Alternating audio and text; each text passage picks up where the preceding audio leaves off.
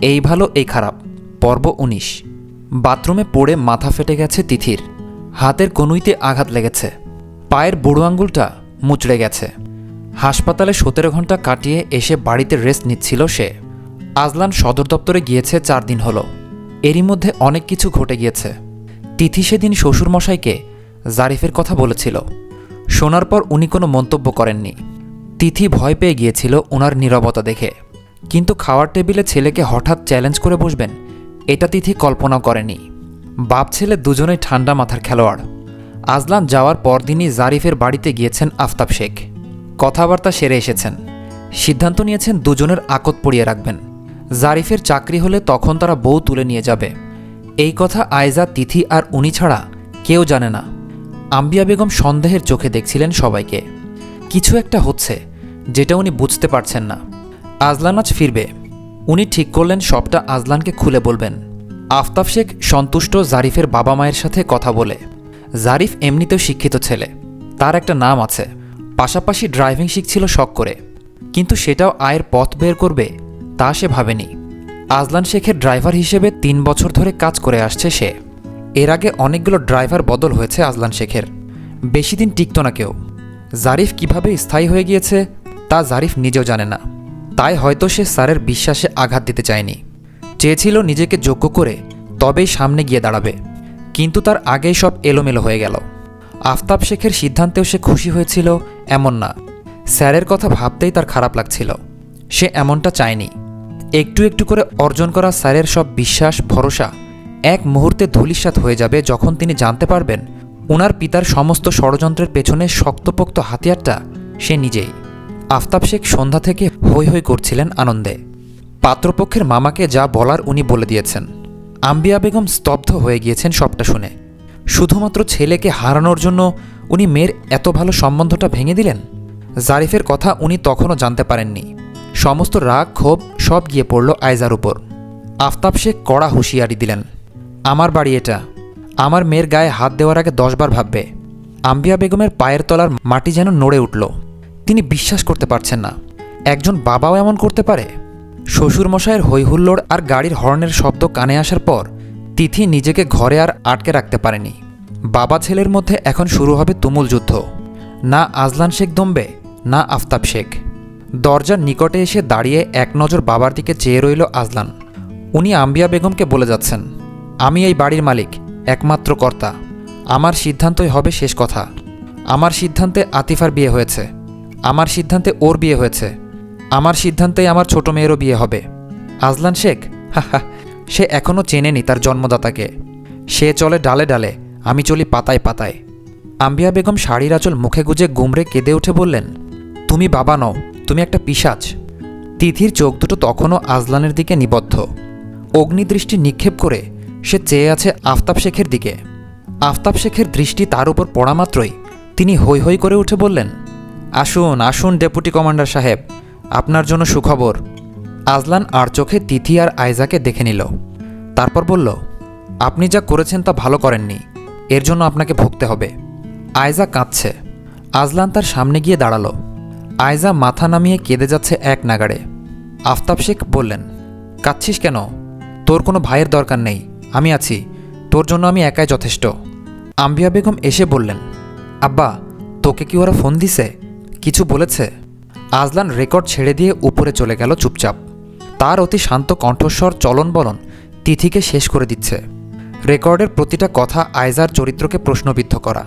আজলান শেখের মতো একজন ডেপুটি কমান্ডারের পেশাদারিত্ব আর সততার দিকে আঙুল তোলা। আফতাব শেখের মতো মানুষের দীর্ঘদিনের অর্জিত সুনামের উপর প্রশ্ন তোলা। আম্বিয়া বেগম কাঁদতে লাগলেন। এত অপমান কার গায়ে সইবে? তিথি শরবতের গ্লাস নিয়ে ঘরে এসে আজলানকে খুঁজল। ঘরে আলো নিভানো। কোচের উপর চোখ বুজে শুয়ে আছে সে। তিথি আলো জ্বালিয়ে দিয়ে বলল, তুমি ওসব কথা মাথা থেকে ঝেড়ে ফেলো। উনি ওনার মেয়ের বিয়ে যেখানে ইচ্ছা সেখানে দিক, আয়জাও সেটাই চায়। আজলান চোখ খুলল চট করে। তারপর দাঁড়িয়ে পড়ে বলল, তুমি জানো ছেলেটাকে? ও নাম বলেছে? তিথি তার দিকে শরবতের গ্লাস বাড়িয়ে দিয়ে বলল, আমি তোমাকে সবটা বুঝিয়ে বলবো, এটা খাও আগে। আজলান শরবতের গ্লাস নিয়ে ঝকঝক করে খেয়ে ফেলল। বলল, এবার বলো। তিথি গ্লাসটা নিতে চাইলে আজলান বলল, নাম বলতে বলছি। তিথি বলল, এমন করো না, প্লিজ, তুমি এত টাকা পয়সা খরচ করে বিয়ে দেবে, কিন্তু আয়জা সুখী না হলে তখন কি করবে? উনি ওনার মেয়ের বিয়ে যার সাথে ইচ্ছা দিক, তুমি ওসব নিয়ে আর মাথা ঘামিও না। আজলান গর্জে বলল, তোমাকে জাস্ট সত্যিটা বলতে বলছি, ড্যাম। তিথি কেঁদে উঠল। আজলান কপাল চেপে ধরে বলল, তোমার মাথায় কি হয়েছে? তিথি বলল, বাথরুমে পা পিছলে পড়ে গিয়েছিলাম। আজলান তার ব্যান্ডেজ ছুঁয়ে বলল, ভালো কাজ করেছ, তোমার কাজ আমাকে জ্বালানো, তুমি এটা ছাড়া কিছু পারো না, ভবিষ্যতেও এই কাজটা করবে। তিথি বলল, তোমার কষ্টটা আমি বুঝতে পারছি। আজলান খেপে গিয়ে বলল, আমি কষ্ট পাচ্ছি তোমাকে সেটা কে বলল? আমি কষ্ট পাইনি, কষ্ট আমাকে ছুঁতে পারে না। আমি অবাক হচ্ছি এটা ভেবে তারা বাপ মেয়ে মিলে আমার সাথে এমনটা কি করে করলো। তিথি বলল, তুমি প্লিজ শান্ত হও। আজলান বলল, না পারবো না, আমি এর শেষ দেখে ছাড়ব। ওই ছেলেটার নাম জানো না তুমি? কি নাম ওর? কোথায় থাকে? জানো না এটা বলো না। আকদের তারিখ পর্যন্ত ঠিক হয়ে গেছে। তিথি বিনা সংকোচে বলল, জারিফ। আজলান পায়চারি করতে করতে বিড়বিড় করল, জারিফ জারিফ জারিফ। তারপর চমকে গিয়ে ফিরে তাকালো তিথির চোখ বরাবর, চোখে অপার বিস্ময়। আজলান কপালের উপর হাত রেখে লম্বা হয়ে চুপ করে শুয়েছিল। আয়জা দরজা মেলে পা টিপে টিপে ঘরে ঢুকে ভাইয়ের পায়ের কাছে গিয়ে বসে থাকলো অনেকক্ষণ। আজলান ফোপানির শব্দে চোখের ওপর থেকে হাত সরিয়ে নিয়েছে। মেঝেতে হাঁটু রেখে পায়ের কাছে আয়জাকে বসে থাকতে দেখে সে জিজ্ঞেস করল, কি চাই এখানে? আয়জার কান্নার শব্দ একটু বাড়ল। বলল, আমাকে মাফ করে দাও ভাইয়া, তুমি মত না দিলে এসব বিয়ে টিয়ে কিচ্ছু হবে না। আজলান পা সরিয়ে নিয়ে বলল, আমি ঘুমোচ্ছি, বিরক্ত করিস না। আয়জা কাঁদতে লাগল। আজলান চুপ করে রইল।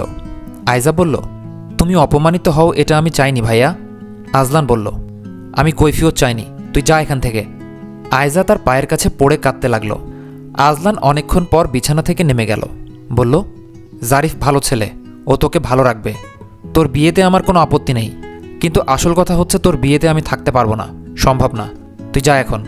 আয়জা বলল, এমন করো না ভাইয়া, আব্বা করেছে যা করার, আমি এমন কিছু করতে বলিনি যাতে তোমার অপমান হয়। আমি আব্বাকে কিচ্ছু বলিনি, আমি শুধু ভাবিকে বলেছি। আজলান ঘাড় ফিরিয়ে ভ্রুকুটি করে বলল, ভাবি? মেহবুব সব জানতো? আয়জা আমতা আমতা করে বলল, না মানে। তিথি তখনই কফির মগ নিয়ে এলো। আজলান বলল, তুই যা এখন। আয়জা বলল, না ভাবি এমন কিছু বলেনি, তুমি ভাবিকে ভুল বুঝো না। আজলান তার হাত ধরে ঘর থেকে বের করে দিয়ে দরজা বন্ধ করে দিল। তিথি কফির মগটা নিয়ে দাঁড়িয়ে রইল চুপচাপ। আজলান তার পেছনে হেঁটে এসে জিজ্ঞেস করল, তুমিও সুযোগটা লুফে নিলে? আসল ষড়যন্ত্রকারী দেখছি আমার বউ। আম্বিয়া বেগম বিলাপ করছেন। আফতাব সাহেব গম্ভীর মুখে বসে রয়েছেন। আম্বিয়া বেগম কপালে দুহাত চেপে রেখে বলে যাচ্ছেন, তোমার জন্য ওদের সংসারটা ভাঙলে আমি তোমাকে মাফ করব না বলে দিলাম। তোমার হঠকারিতার জন্য ওদের মধ্যে এত ঝামেলা হচ্ছে। তোমরা বাপ মেয়ে মিলে আমার সোনার সংসারটা ভাঙছ, মাফ দেব না তোমাদের আমি। আফতাব শেখের মুখে কথা নেই। তিনি এক দৃষ্টে মেঝের দিকে তাকিয়ে আছেন আর ভাবছেন আজলান শেখের কথা। ওনাকে শায়েস্তা করার জন্য সে এখন যা খুশি সিদ্ধান্ত নিতে পারে। বউয়ের সাথে সম্পর্ক ছিন্ন করার কথাও ভাবতে পারে, কারণ বউটাকে তিনি পছন্দ করে এনেছেন। তাই সব দোষ এখন বউয়ের ঘাড়ে গিয়ে পড়বে। এখন তিনি কোনো কথা বলেন না। সে কতদূর যেতে পারবে তিনি তা দেখবেন। ডোডো কাঁদছে, আয়জাও কাঁদছে তার সাথে। সে মায়ের কাছে যেতে চাচ্ছে, কিন্তু এখন ওখানে যাওয়া সম্ভব না। ছোট বাটিতে করে সেদ্ধ নুডলস নিয়েছে সে। ডোডো সেটা মুখেও নিচ্ছে না, সে মায়ের কাছেই যাবে। তিথি সুটকেসে কাপড় চোপড় সব ভরতে ভরতে হাতের উল্টো পিঠে চোখ মুছল।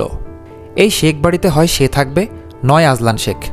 আজলান শেখ চূড়ান্ত সিদ্ধান্ত নিয়ে ফেলেছে, এমন চক্রান্তকারী ষড়যন্ত্রকারী বউয়ের সাথে সে সংসার করবে না। বিশেষ করে যে বরের কথা না ভেবে শ্বশুরের হয়ে কাজ করে তার সাথে তো নয়ই। তিথি কোনটা চায় জিজ্ঞেস করার পর তিথি জানিয়েছে সে চলে যাবে। বাড়ির ছেলে বাড়িতে থাকুক। আম্বিয়া বেগম কাঁদছিলেন ছেলে চলে যাবে শুনে, কারণ কিছু বছর আগেও সে একবার ঘর বিমুখ হয়েছিল। একবার ঘর বিমুখ হলে তাকে ঘরমুখ করতে অনেক পোহাতে হবে। সে এমন এক পাষাণ বর্বর হৃদয়ের মানুষ যে স্বজনদের ছায়া থাকতে না পারলেও বেশ ভালোভাবে বাঁচে। শাশুড়ির কান্না দেখে তিথি বুঝে গিয়েছিল তিনি চাইছেন তিথি এমনটাই বলুক, কারণ ঘরের বউ একবার চলে গেলে আবার ফিরিয়ে আনা যাবে খুব সহজে। সে বেশ সহজলভ্য কিনা, কিন্তু ছেলে গেলে ফিরিয়ে আনা দুষ্কর। আফতাব শেখ ছেলের প্রতিশোধের ধরন দেখে স্তব্ধ হয়ে গিয়েছেন। ওনাকে সে জিততে দেবে না কিছুতেই। তাই তো কথার পিঠে কথার জবাব না দিয়ে একেবারে মোক্ষম জায়গায় চালটা দিয়েছে। রমলা চাচি তিথির পেছনে দাঁড়িয়ে আছে। সে কাপড় ভরা শেষে বলল, ডোডোকে একটু এনে দাও চাচি। রমলা চাচি বললেন, পারুম না, ওরে আনা বারণ। তিথি অবাক কণ্ঠে বলল, কেন? কেন মানে? তুমি একা যাইতেছো তোমার বাপের বাড়িতে, তোমার বাবুরে নিয়ে যাইতে পারবা না। তিথি জিজ্ঞেস করল, আজলান শেখ বলেছে? হ বলছে। এবার তুমি খুশি হইছো? যাও, এবার নাচতে নাচতে বাপের বাড়ি যাও। এটাই চাইছো সবাই। তুমি চলে যাইতেছো, যাও, আমিও চলে যাবো। এই বাড়িতে আর কাজকাম করুম না। তিথি সুটকেসটা গুছিয়ে ঘরের বাইরে এনে রাখল। আজলানের সাথে আজ নতুন ড্রাইভার এসেছে। তিনি কাকাদের বয়সী। উপরে উঠে তিথির সুটকেসটা নিয়ে গেল। আম্বিয়া বেগম তা দেখে আফতাব শেখকে বললেন, তুমি আটকাবে না? কিচ্ছু বলবে না? আফতাব শেখ বললেন, এখন তোমার ছেলের হাতে পায়ে ধরতে হবে আমাকে? ও চাইছে আমি ওর হাতে পায়ে ধরে অনুরোধ করি। যাক, বউটাকেও সম্মান করে উল্টে ফেলছে এমনও না। যাক, কিছুদিন পর নিজে গিয়ে ফিরিয়ে নিয়ে আসবে। বউ তার, মাথা ব্যথাও তারই হবে। বাচ্চাকে না দেখে কদিন থাকতে পারবে? আম্বিয়া বেগম কপাল চাপড়ে বললেন, বাচ্চাকে দিচ্ছে না ও। আমি এতক্ষণ কাকে কি বলছি? ডোডোর মায়ের সাথে যাবে না। আফতাব শেখ রাগে ক্ষোভে ফেটে পড়লেন। বললেন, মগের মুল্লুক নাকি? ও এখনও মাকে ছাড়া থাকতে শিখেছে? বর্বর ছেলে। নিজের বাচ্চার প্রতিও তার মায়া মহব্বত নেই। আম্বিয়া বেগম কাঁদতে লাগলেন, তুমি করেছো যা করার। আমি কত কিছু সহ্য করি ওদের সংসারটা টিকিয়ে রাখার জন্য। কত কিছু লুকিয়ে যায়, কত কথা চেপে রাখি। তুমি সব শেষ করে দিয়েছ। তোমাকে আমি মাফ দেব না। আফতাব শেখ বললেন, আসল কথা হচ্ছে ওর বউয়ের প্রতি ওর নিজের মায়া মহব্বত নেই। কোনো মতে সংসার করছে। বউ চলে যাচ্ছে, ভালো করছে। আরও আগে যাওয়া উচিত ছিল। ডোডোর কান্না ভেসে আসছে। আয়জা দোল দিতে দিতে বলল, চাচি, ওর মা কোথায় এখন? রমলা চাচি বলল, বেরিয়ে গেছে। আয়জা অবাক কণ্ঠে বলল, কখন? না বলে? সে ডোডোকে নিয়ে দ্রুত পায়ে নেমে গেল। আজলান সুইমিং পুলের পাশে দাঁড়িয়েছিল। তিথি তার পেছনে গিয়ে দাঁড়ালো। কারো উপস্থিতি টের পেয়ে আজলান ঘাড় ফিরাতেই তাকে বোরকা পরা দেখে বলল, আগে থেকেই মনে হয় প্রস্তুত ছিলে যে চলে যাবে। দারুণ, যাও যাও, বাড়িঘর খালি করো। আফতাব শেখ বুঝুক হঠকারিতার ফল কি হতে পারে। তিথি বলল, ডোডোকে আমি নিয়ে যাচ্ছি। আজলান চোয়াল ঝুলিয়ে বলল, কোথায়? আমার সাথে। ওর ডাইপার কেনা থেকে ওষুধ খরচ তুমি কিভাবে সামলাবে? বললেই হলো। তিথি বলল, হয়ে যাবে। হয়ে যাবে বললেই আমি মানব কেন? বাড়ির ছেলে বাড়িতে থাকবে। তোমাকে আমি যেতে বলছি না, তুমি নিজেই এই সিদ্ধান্ত নিয়েছ। তাহলে একা যাও, আমার ছেলেকে টানবে না। তিথি বলল, ওর দুধ ছাড়ানো হয়নি এখনও, শুধু রাতে ভাত খায়, তাও কম। সেসব আমি দেখব। তিথি বলল, ও এখনও আমাকে ছাড়া থাকতে শেখেনি। আজলান গর্জে বলল, তো থাকো তোমার ছেলেকে সাথে নিয়ে তোমার শ্বশুরবাড়িতে। থাকবো না। তাহলে যাও, তোমার চেহারা আর দেখিও না আমাকে। আম্বিয়া বেগম কাঁদতে কাঁদতে ছুটে এলেন। বললেন, আজলান, এমন করিস না আব্বা। তোর বউ বাচ্চার প্রতি কি একটুও মায়া মহব্বত নেই? বাপের উপর রাগ করে ওদের কষ্ট দিস না আব্বা। তুই তোর বউ বাচ্চাকে নিয়ে অন্যত্র চলে যা। তোকে তোর আব্বার সাথে থাকতে হবে না। তোর সেই ক্যাপাসিটি আছে, কিন্তু নিজেদের মধ্যে ঝামেলা তৈরি করিস না। আজলান বলল, তোমার কি মনে হয় শুধু আফতাব শেখ আমাকে অপমানিত করতে চেয়েছিল? ও চায়নি, ও নিজেই রাস্তা খুঁজেছিল আমাকে অপমান করার। আমি আর কারোর কথা ভাববো না, না ওর, না তোমাদের, না আয়জার। আম্বিয়া বেগম কাঁদতে কাঁদতে বললেন, তোর আব্বার উপর রাগ করে আমাদের কেন শাস্তি দিচ্ছিস? দোষ শুধু ওনার নয়, যারা যারা জড়িত ছিল সবার। তিথি বলল, মা তুমি কেঁদো না, আমি স্বেচ্ছায় যাচ্ছি। আম্বিয়া বেগম তাকে জড়িয়ে ধরে কাঁদতে লাগলেন। তিথি ওনাকে আলতো করে জড়িয়ে ধরে আজলানের দিকে চেয়ে রইল। আজলান মুখ ঘুরে দাঁড়িয়ে রইল। মাকে দেখা মাত্রই আয়জার কোলে ঝাপটা ঝাপটি শুরু করে দিয়েছে ডোডো। চোখের পানিতে গাল ভিজে আছে। তিথি তাকে কোলে নিয়ে দুগালে কপালে আদর করল। গাল মুছে দিয়ে গালে গাল ঠেকিয়ে হু হু করে কেঁদে উঠল। রমলা চাচি মুখে শাড়ির আঁচল গুজে কাঁদল তার সাথে। আম্বিয়া বেগম কেঁদে উঠে স্বামী সন্তানকে উদ্দেশ্য করে বললেন, ছোট বাচ্চাটার উপরও মায়া লাগে না তোদের? তোরা বাপ ছেলে থাক তোদের জেদ নিয়ে। তুইও কেমন রে বউ? এতদিন হয়ে গেল এই সংসারের প্রতি তোর মায়া জন্মায়নি। তোকে বলল আর তুই চলে যাচ্ছিস? আমার সংসারটা গেল ছারখার হয়ে। ডোডো মায়ের কোলে এসে শান্ত হয়ে গেছে। মাকে কাঁদতে দেখে সে মায়ের মুখের দিকে চেয়ে ডাকল, আম্মা আম্মা। তিথি বলল, জি, ঘুম ঘুম। ডোডো মিছিমিছি চোখ বন্ধ করল। তিথি তার গালে পুনরায় চুমু খেয়ে আয়জার কোলে দিয়ে দিল। আম্বিয়া বেগম ধরে রেখে বললেন, আগে তো যেতে চাইতি না বউ, আজ এভাবে চলে যাচ্ছিস কেন? তুই যাস না, তোর বরকেও যেতে দিস না। তোরা থাক, আমরা চলে যাই কোথাও। তোর বাবুর মুখ চেয়ে থেকে যা, ওকে সামলাবো কেমন করে? তিথি এর জবাব দিতে পারল না। শাস্তিটা তার প্রাপ্য। আর আজকের সিদ্ধান্তটা শুধু নিজেকে শাস্তি দেওয়ার জন্য নয়, উপলব্ধি করা কতটুকু জড়িয়ে আছে সে এই সংসারের সাথে। যার ঘর করছে তার সাথে, তার আর যাওয়া উচিত। আয়জা আজলানের ইশারায় ডোডোকে বাড়িতে ঢুকিয়ে ফেলেছে। সে চেঁচিয়ে কাঁদছে। তিথি গাড়ির দিকে এগিয়ে যেতেই আম্বিয়া বেগম ধরে রেখে বলল, যাস না বউ, তোর পাগলামি আমি মেনে নিছি।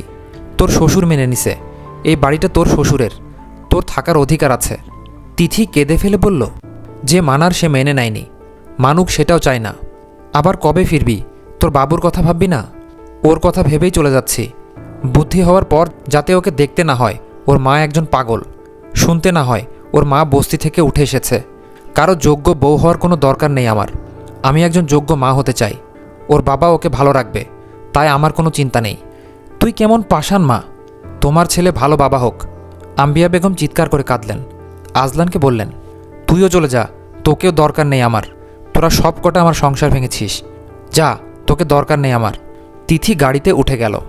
আজলান গাড়ির কাছে এসে বলল, তুমি সত্যি সত্যি চলে যাচ্ছ মেহবুব? হ্যাঁ।